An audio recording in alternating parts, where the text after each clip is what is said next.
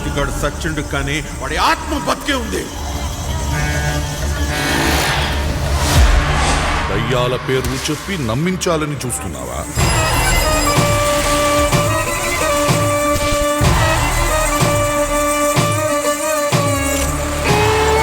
మనం నిలబడాలంటే భూమాత, మనం బ్రతకాలంటే గోమాత.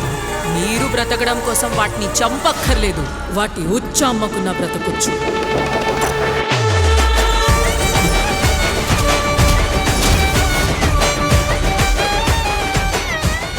ఇప్పటిదాకా ఆయుధాలతో గెలిచిన యుద్ధాలు చూశారు, కానీ కలియుగంలో మొట్టమొదటిసారి తన నాలుక మీదుండే పంచాక్షరియే ఆయుధం కాబోతోంది.